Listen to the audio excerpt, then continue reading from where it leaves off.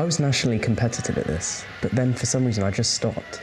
During my gap year, I set myself the challenge of trying to become a professional triathlete. And this summer, I've set myself the challenge of doing 3 sprint triathlons. I have Dorchester Sprint Triathlon on the 24th of May, Bude Shoreline on the 21st of June, and Wimbleby Lake on the August bank holiday. But swimming, it's easily my weakest discipline, and I'm averaging a pace of around 1 minute 50 to 2 minutes per 100 meters. So I'm roughly losing out on about 30 seconds against the quickest swimmers.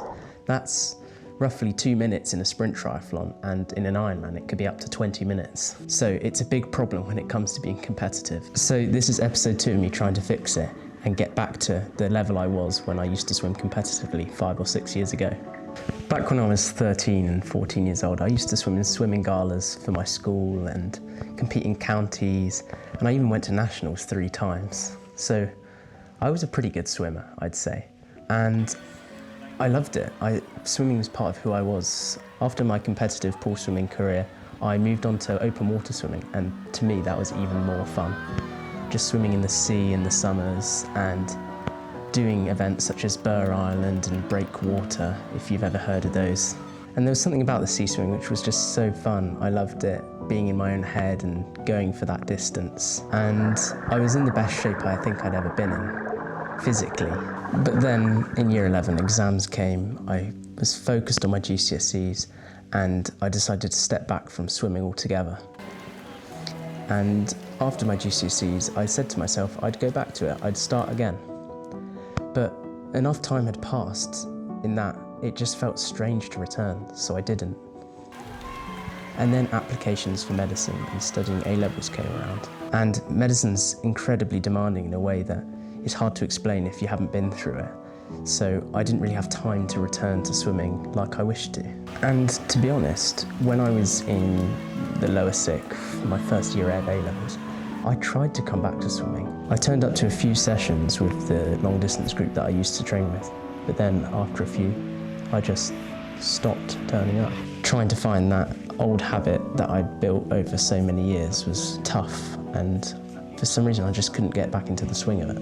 Not to mention those few sessions I turned up to felt so much harder than it used to, which also contributed to me not turning up anymore. But I'm trying to start triathlon now, and I'm forcing myself to try and become good at swimming. So come with me on my swim. Let's go. Kick drills first. In triathlon, your kick is postural, not propulsive. Your legs are a big muscle, so you don't really want to be working them too much, otherwise you'll fatigue very quickly. The goal is mainly to reduce drag, not generate speed. Most triathletes skip this. It's probably why most of them don't improve at swimming. Pull drills isolate the catch phase, where the majority of forward propulsion actually comes from.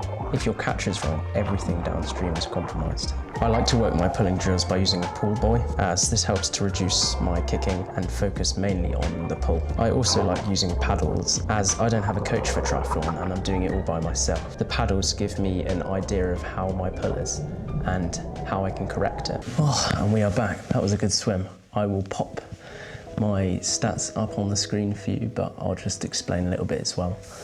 I had an average heart rate of 148, so sitting in zone 2, so it was a bit more of a long endurance swim. I did 2 kilometers, and it was more of a kind of jogging pace, if I were to describe it like that.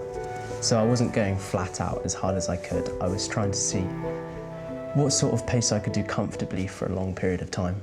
I'm not where I need to be, not even close, but thankfully I have some historical experience with swimming, and that session felt better than it should have done, really.